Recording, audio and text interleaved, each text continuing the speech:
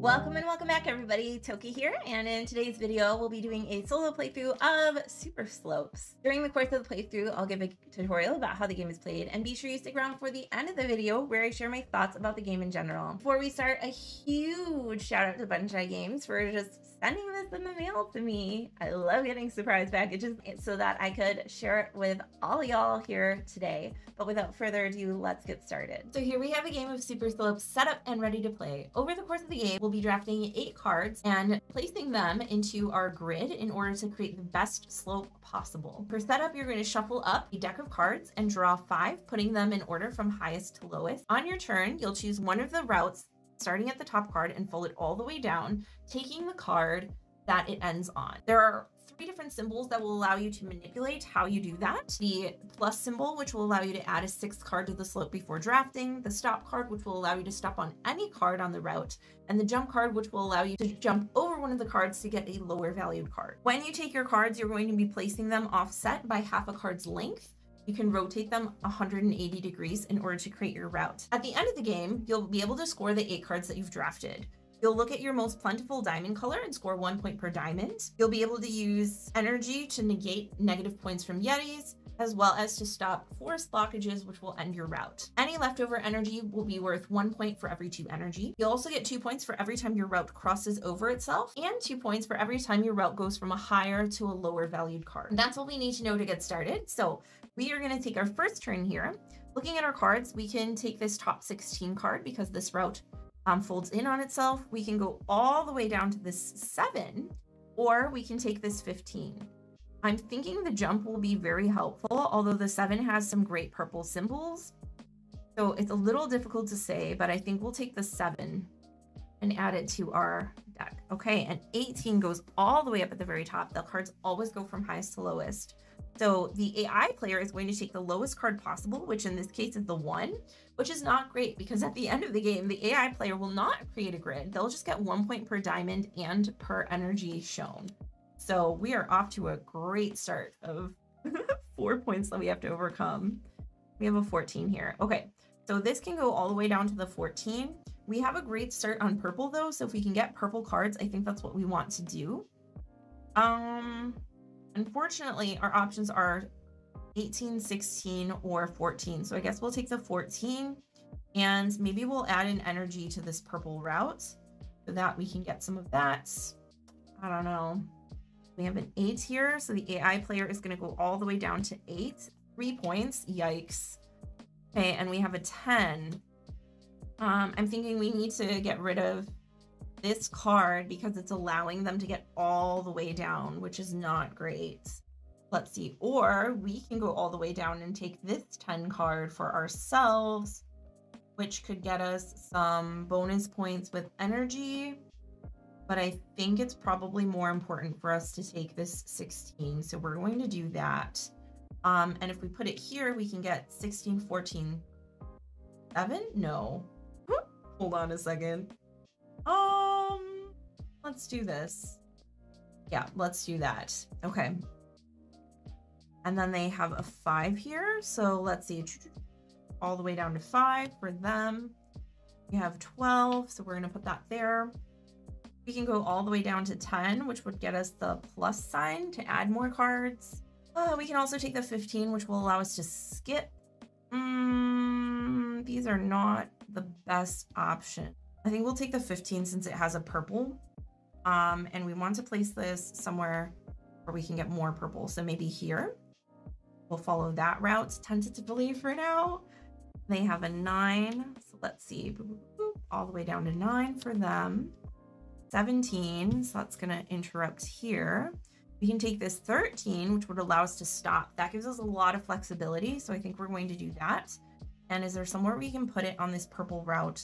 That would be great. Or 1 point for purple seems pretty good as well. And if we go from 16 to 13, that'll be 2 points. I'm gonna move this up here a little bit. All right, and then they get another card, which is 11. It looks like they are, ooh, they can't go all the way down this time. They're gonna take 12. And then it's us, 4 here. So we have the jump ability, we have the stop ability, so we have a lot of flexibility with which cards we want to take. We can take this 11, we can take this 7, we could take the 18. If we wanted to get down further, we could jump over the 11, going from 17 to 10, and then we could take the 4 instead, or the 10 using the stop ability. The 4 does have this purple though, which seems pretty good. It will just be difficult to get it into our route here. I'm also trying to think if there's a way that we can curve the route around to get more points, but here if we curve, we get Yetis, which is not great. So I think we'll just take this one and take the 2 energy instead.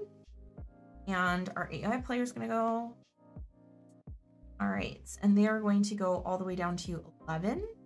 And then this is gonna be our final card draw. So let's see what we have. Ooh, triple purple. Can we get all the way down?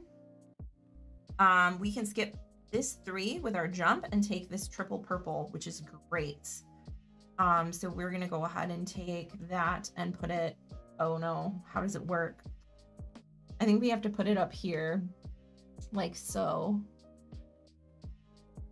Means we'll be starting at a low number, but that's fine. And then 6, they are gonna go ahead and take this card, I believe.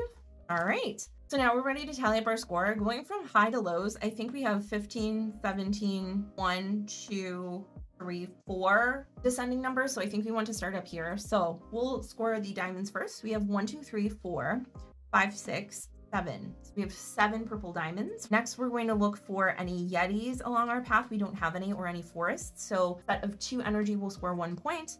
We have 1, 2, 3, 4. So we're at 9 points now. Our path doesn't cross over itself, so no 2-point bonuses there, but we do get 2 points for each slope that goes from a higher to a lower number card. We have 2, 4, 6, 8, which brings our score to a total of 17 points.